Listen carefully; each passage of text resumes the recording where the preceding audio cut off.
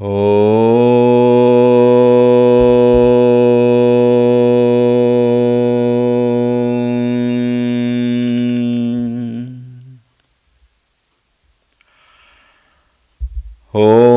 श्री गणेशाय नमः।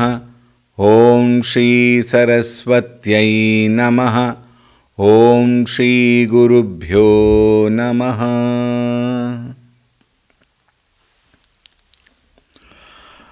ॐ सदाशिवसमारम्भां शङ्कराचार्यमध्यमाम् अस्मदाचार्यपर्यन्तां वन्दे गुरुपरम्पराम्। ॐ श्री सद्गुरुभ्यो नमः।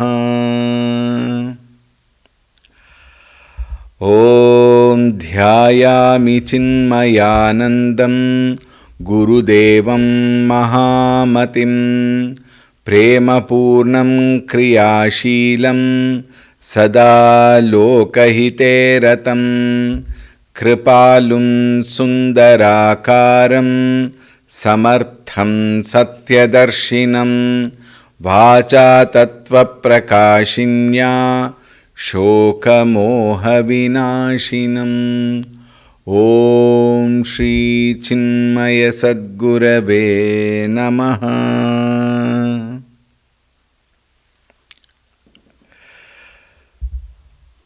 ॐ नमो नारायणाय। ॐ नमो नारायणाय। ॐ नमो नारायणाय। ॐ नमो नारायणाय।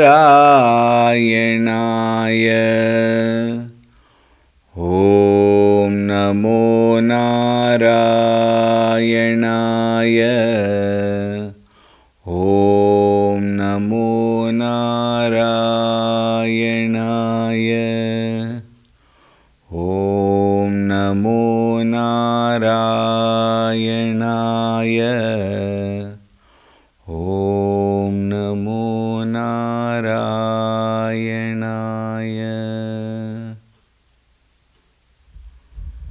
ॐ ऋतगं सत्यं परं ब्रह्म पुरुषं कृष्णपिङ्गलम् ऊर्ध्वरेतं विरूपाक्षं विश्वरूपाय वै नमो नमः। ॐ नारायणाय विद्महे वासुदेवाय धीमहि तन्नो विष्णुः प्रचोदयात्। ॐ शान्तिः शान्तिः शान्तिः।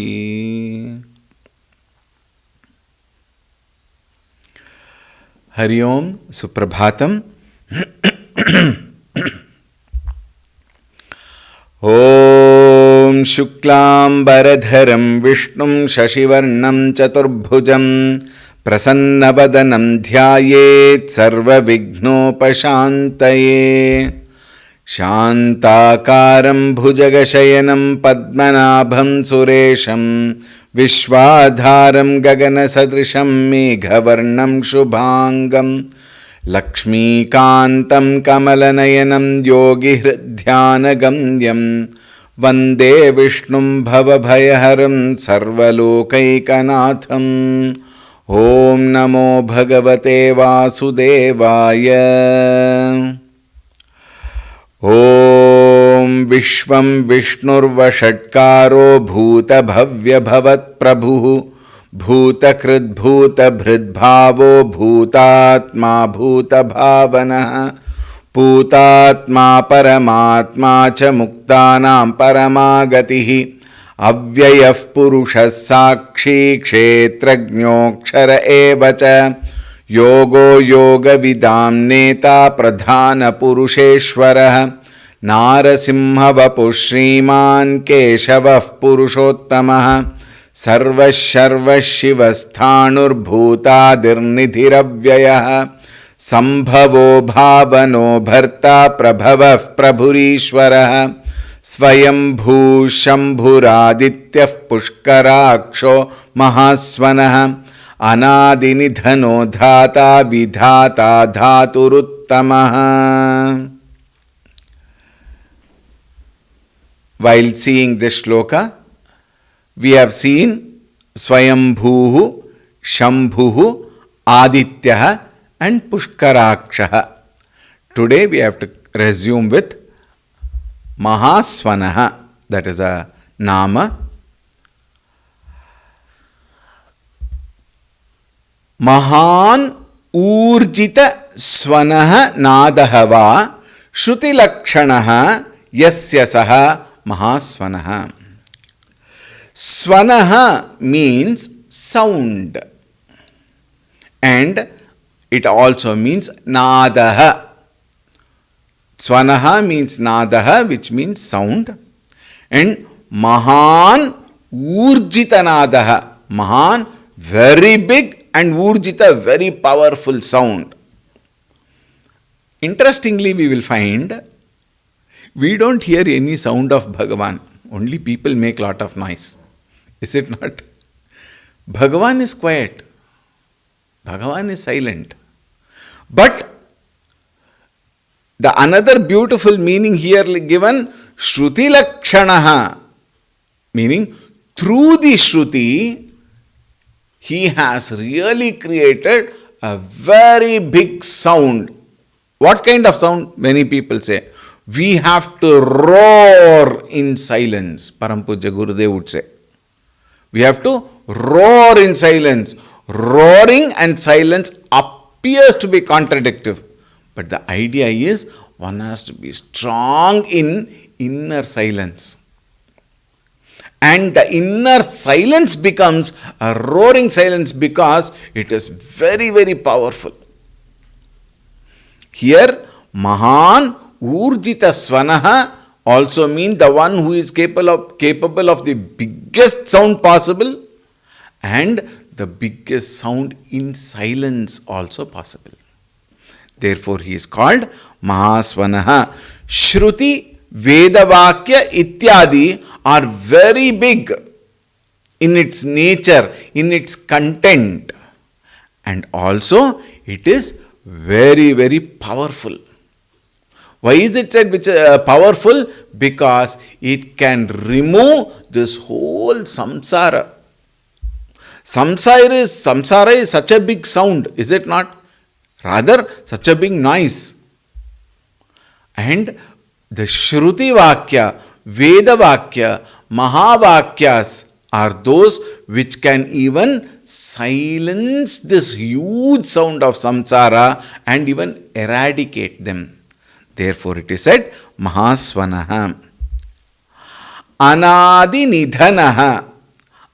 Adi means beginning or birth. Nidhana means death, end. Anadi Nidhanaha is a compound which says Anadi Anidhanaha, the one who does not have a beginning and who does not have an end. Meaning, Trikala Abhadita Vastu iti Satyam Yatrikaleshu Tishtati. That which is permanent, eternal, ephemeral, beginningless, immutable, truth.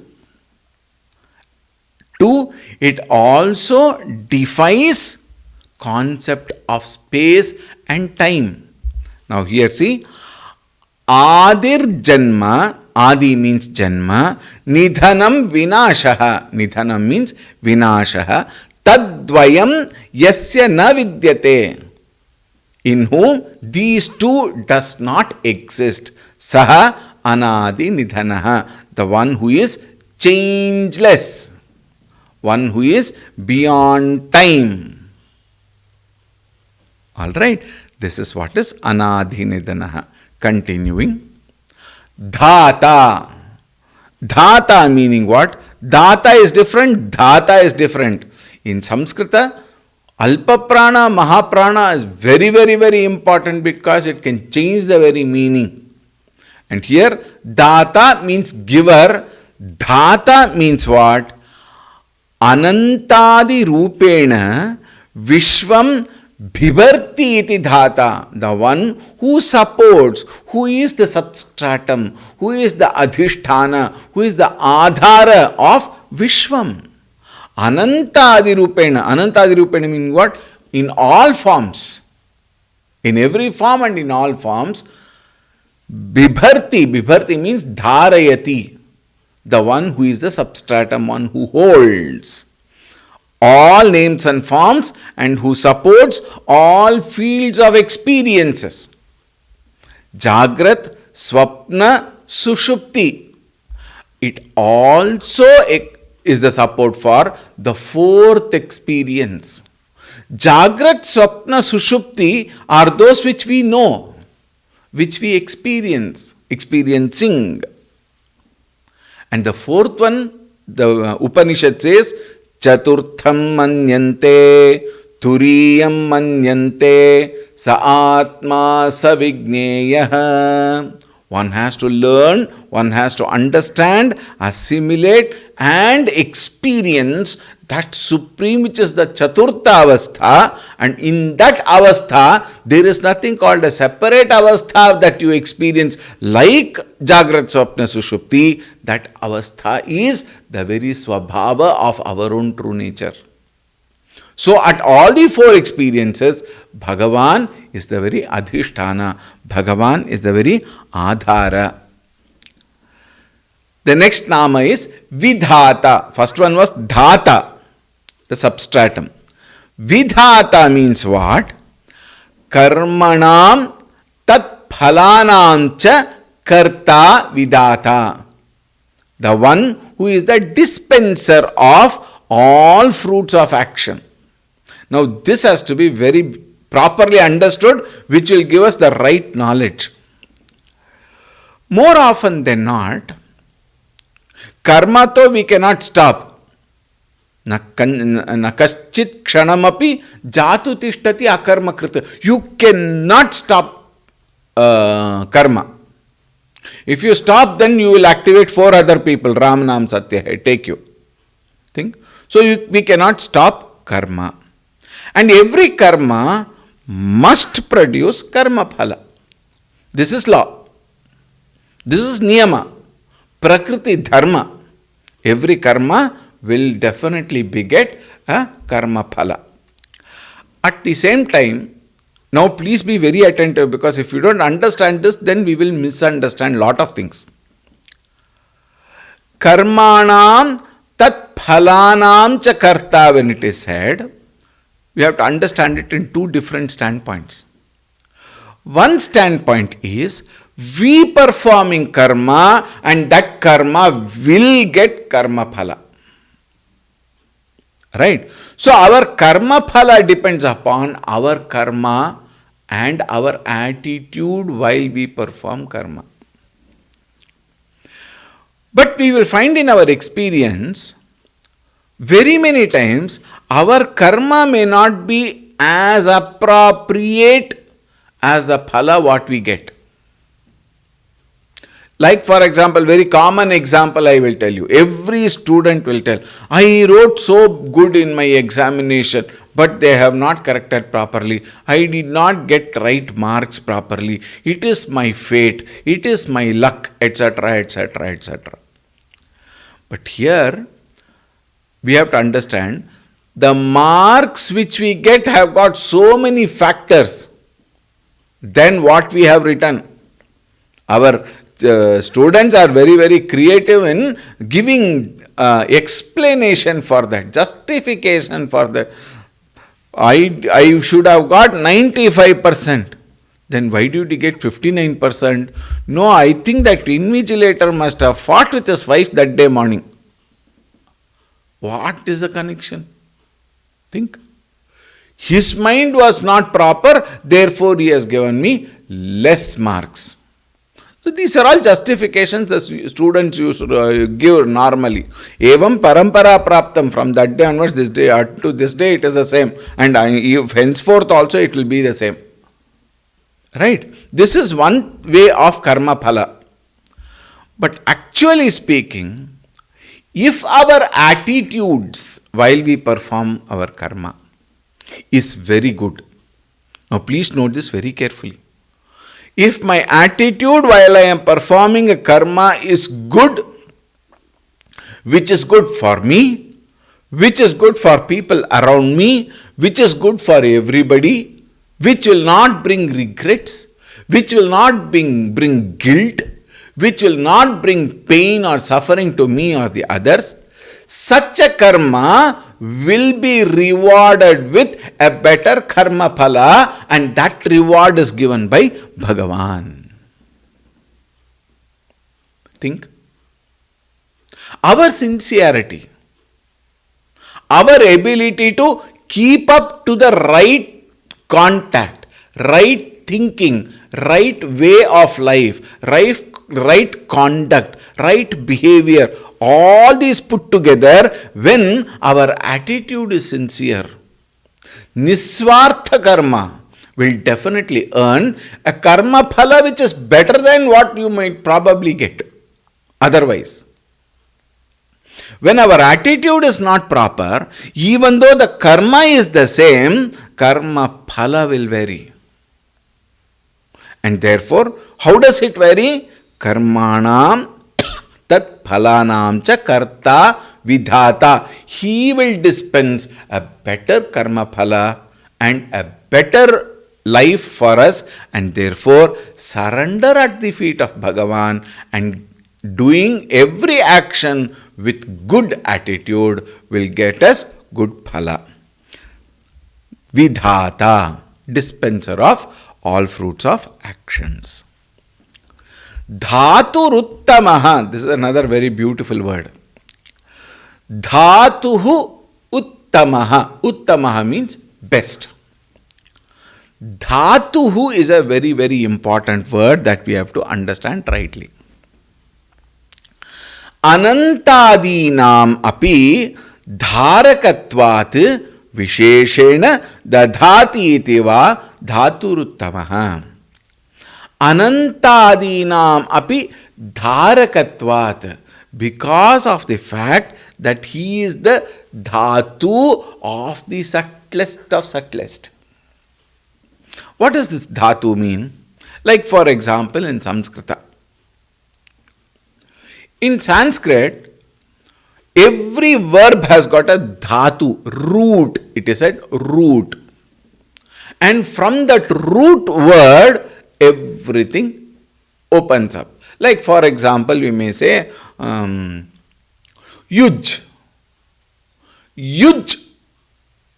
Yogaha. We say yogaha. From what? Yuj dhatu. What does that yuj means?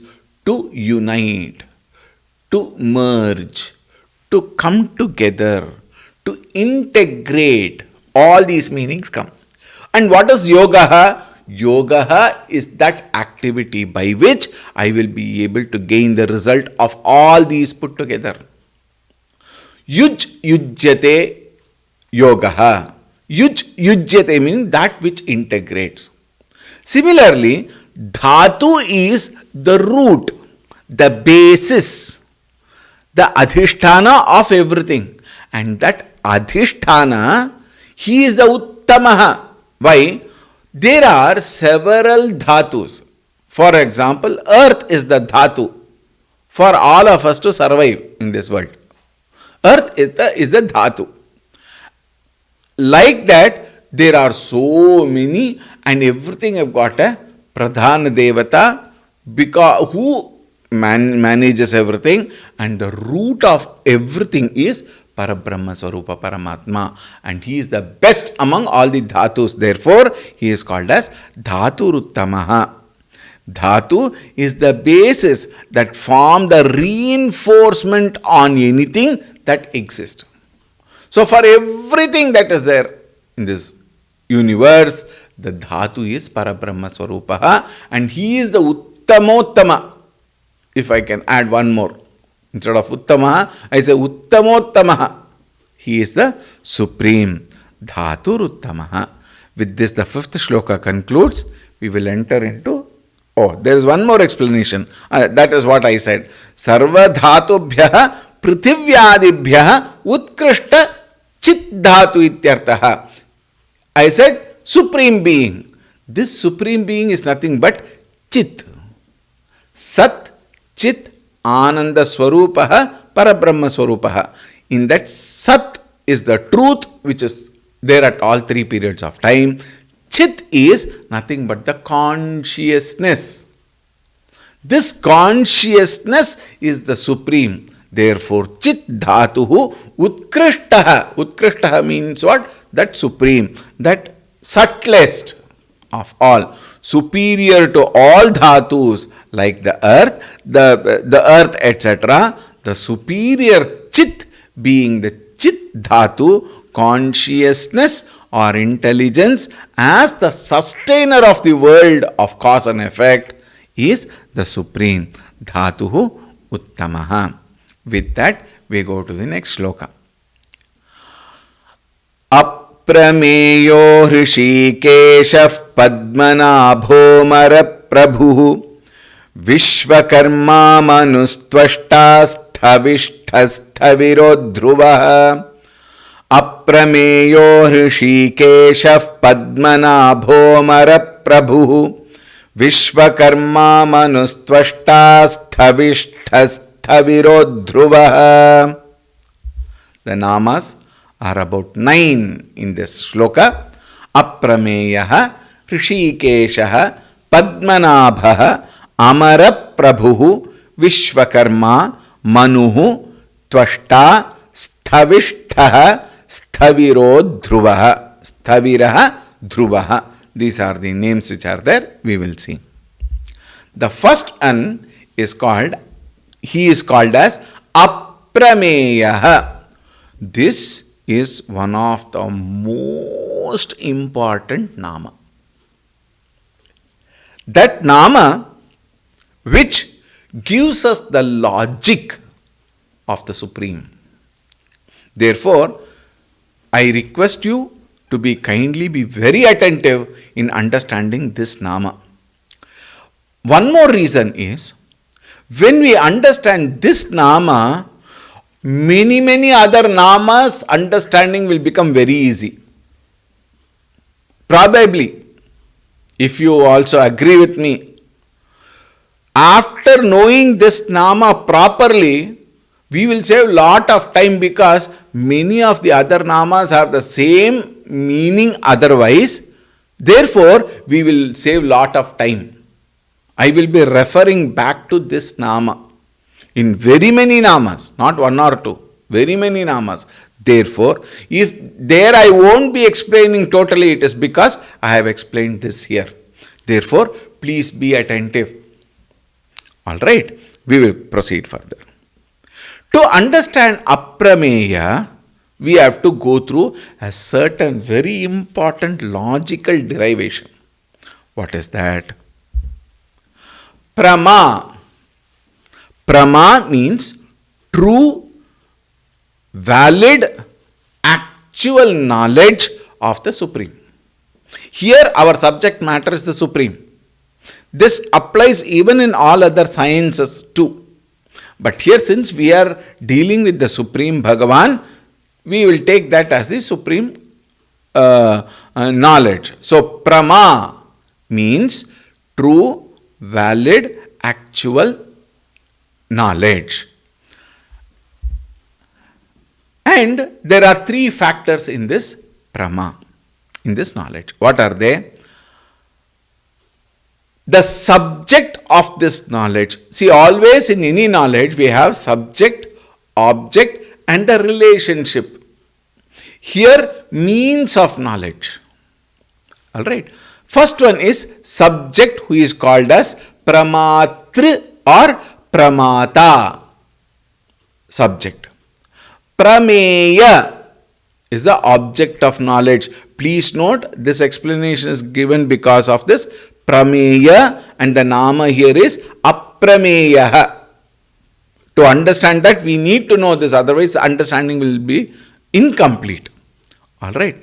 Third one is Pramana, that is means of knowledge or source of knowledge. Pramatri or Pramata, Prameya and Pramanam. Now what are they? Pramatru here refers to me, the subject, who is trying to gain the knowledge of the prameya vastu, which is Bhagavan. The object of knowledge here is prameya. Later we will come to know that there is no difference between subject and object. It's a very interesting thing. In the Laukika Bhasha, in the Laukika Jnanam, subject can never become the object. Object can never become the subject. Think. The seer is different from the seen. This is called as Drik Drishya Vivekaha. In the Laukika Jnanam, Drashta can never become the Drishyam. Here, very interestingly, in Adhyatma Vidya, at the final stage, there is no Drashta, there is no Darshana, there is no Drishyavastu. All become one. In fact, to say become one is also wrong. All was, is, and will be one and one only, Ekameva Advitiyam Brahma. That is at the later stage. Alright. So now we will understand it at this level. At this level, here is a subject who is a sadhakaha, and there is a object of our knowledge. What is that? Parabrahma Swarupa Paramatma, and the means of knowledge, the source of knowledge called Pramanam. The subject is me, and the object is Lord. So in those two there is not much to think as of now. But the third one requires proper analysis to understand how that Supreme Parabrahma Swarupa is aprameyaha. Alright, we will go further. Means of knowledge or the source of knowledge, which is called as Pramanam, has got 6 varied branches or ways how we get the knowledge. The first one, or I have just listed for immediate, what do you call it as? Checklist, quick checklist. Pratyaksha Pramana, direct knowledge. Anumana Pramanam, inference by association. I will explain everything. Upamana Pramanam, comparison, knowledge gained out of comparison. Arthapatti Pramanam, knowledge gained out of inference through removing the inconsistency. Don't get scared by big words. It is very simple, we will explain. Anupalabdhi Pramanam, which is non-perception, knowledge gained out of non-perception. Look at the first one, Pratyaksha Pramanam, direct knowledge is knowledge gained out of direct perception. And the Anupalabdhi Pramanam is knowledge gained out of non-perception. And the last one, which is of interest to all of us, is Agama Athava Shabda Pramanam. It is knowledge gained out of scriptures and verbal knowledge. We will now go in detail. First one is called Pratyaksha Pramanam, knowledge gained out of direct perception, direct knowledge. Like for example, this clock. This clock has been a great use for me. For all the many of the explanation, this is one wonderful object. Alright. This clock is a direct Pratyaksha Pramanam. Now when I keep the clock here, I know it is a clock. I know what is the time there. To see this clock, I need not ask somebody, is the clock here? Am I seeing the clock? I don't have to ask. Why? It is there. Pratyaksha Prati Aksha Pramanam. Aksha Pramanam, direct knowledge. Aksha is eyes. It can also mean sound, taste, touch. smell, etc. Like how direct pramanam is sitting in the hall, understanding what is being cooked in the kitchen. Direct pramanam. Think. Pratyaksha pramanam meaning that by which I gain the knowledge of the object of knowledge through my own senses without a confirmation or acknowledgement of another third source. Pratyaksha pramanam. Right? Then, Anumana pramanam. What is Anumana pramanam? Knowledge gained out of inference by association. Like a very common example, easiest example, well-known example, oft-quoted example, including the same in the Shruti, is smoke. The moment I see a smoke, I know that there is a fire. Because without the cause, there cannot be an effect. Our first law of causation, I hope you remember. It is, it is worth that you take a print of that in bold, big letters. If you are a computer savvy person, Arial black font. Very big, fat like me probably. Take a printout and paste it where you will see regularly. These three laws are very, very important. There cannot be an effect without a cause. There cannot be smoke without fire. Even though I don't see the fire, inference by association. Association is what? Association between fire and smoke. So when I see only the smoke, I infer fire there. Anumana pramanam. Then, Upamana pramanam, the third means of knowledge.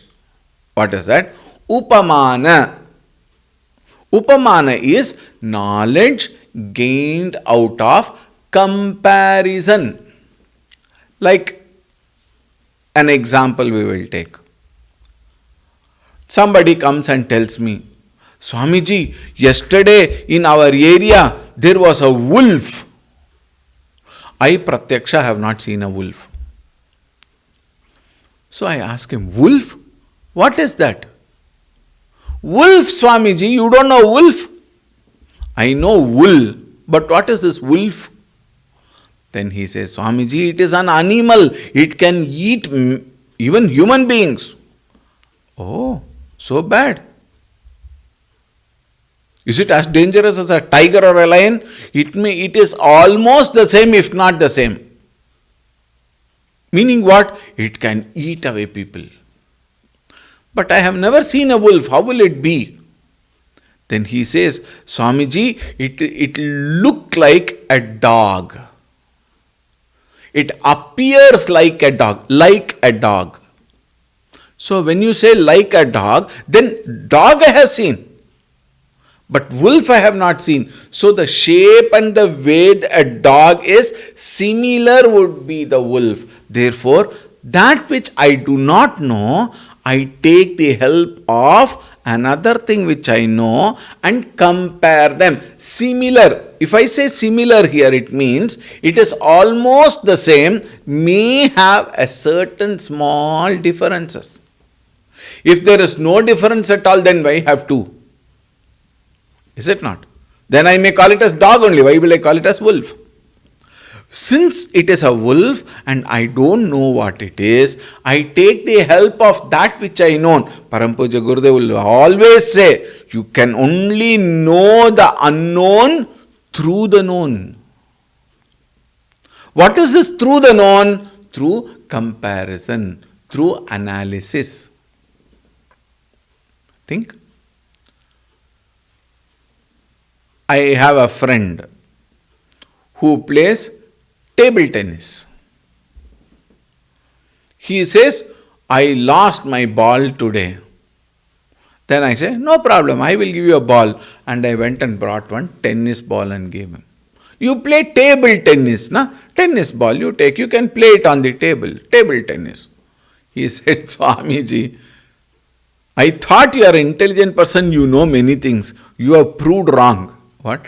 Table tennis, this is tennis ball, Swamiji, to be played in the ground. Table tennis is an indoor game. Oh, you can play it inside? Ah, yes. On a table, there is a small net there, and then we play table tennis. Oh, I don't know what it is. What is this table tennis ball? Can you explain? Then he says, table tennis ball will be very small in white color. Oh, like what? He says, it will be like the Bengali Rasgulla. It will be of that time. Oh, it will be so soft, is it? No, Swamiji. It will appear, it will look like that, but it is not soft. It is hard. It is harder than the tennis ball what you gave. Oh. Will it be like the cricket ball that hard? No. It is not that hard. It is empty inside, but it will be white in color. And then, then he says, Swamiji, next time when I come, I will get you the ball. But now see what he had said. Table tennis ball, he tried to give me an explanation with something which appears similar, if not the same. He says it will be like Rasgulla, small and round, white in color. Then it will not be sponge as the Rasgulla would be, it will be hard. It will not be as hard as what? As cricket ball. So various upama, various examples are given to understand a thing. Similarly, to gain the knowledge of something, various other similar products are being explained to gain the knowledge of something. This like something. Comparison is one of the very strong means of knowledge, which is also a valid means of knowledge. So third one is what? Upamana pramana. Then the fourth one is arthapatti pramanam. What is this arthapatti? Inference. Inference here means gaining the knowledge of something through removing inconsistency. This is what I said, don't get scared. These big words might, many people run away from Vedanta because of such words sometimes. But if you understand, it is very simple. Let us suppose here is a person, and this person is very strong, very healthy, and very, very powerful, with probably a big biceps and everything, muscles everywhere, protruding. Not the way others people, Somberi people are, even their muscles protrude, but then they dance like the pajama personality. Not that. Whose muscles are tight, strong, and is a very healthy person. But then somebody says, Swamiji, this person has not been eating food at all. A person who does not eat food at all, and in the Shruti this example is given where it is said, the person does not eat in the daytime. The person, the whole day he doesn't eat food, Swamiji.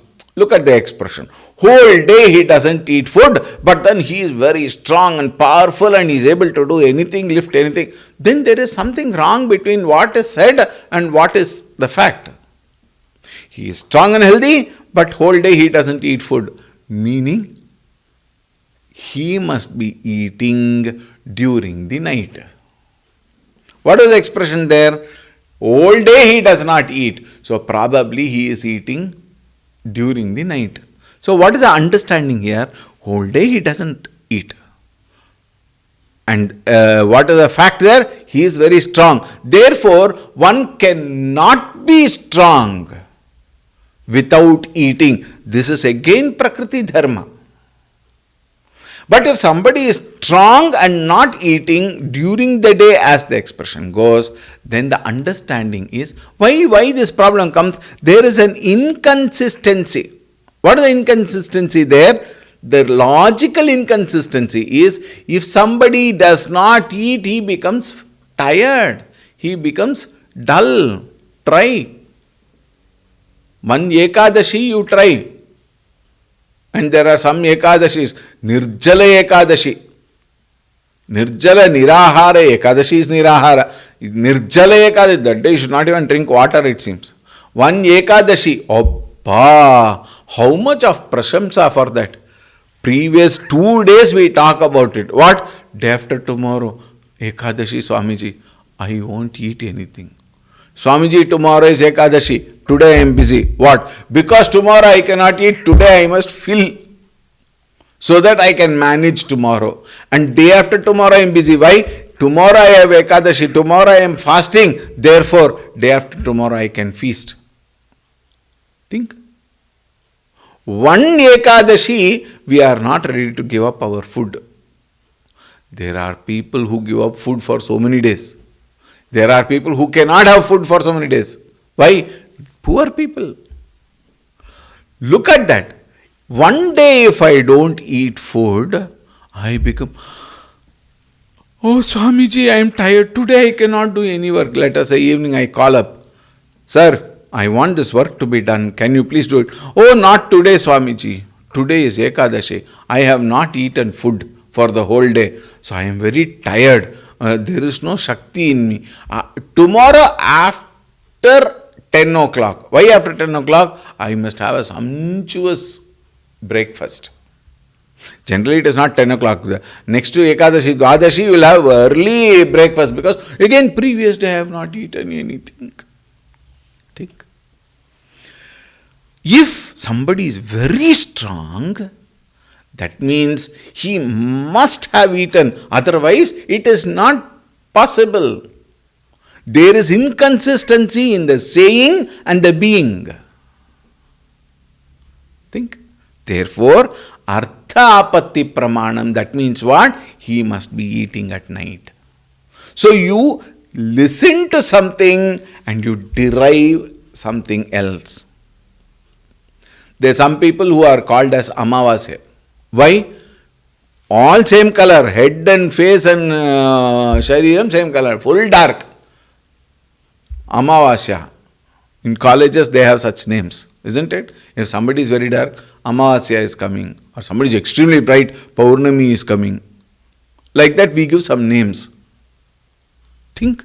Like that names are given, some certain words are said, but the meaning is probably quite opposite.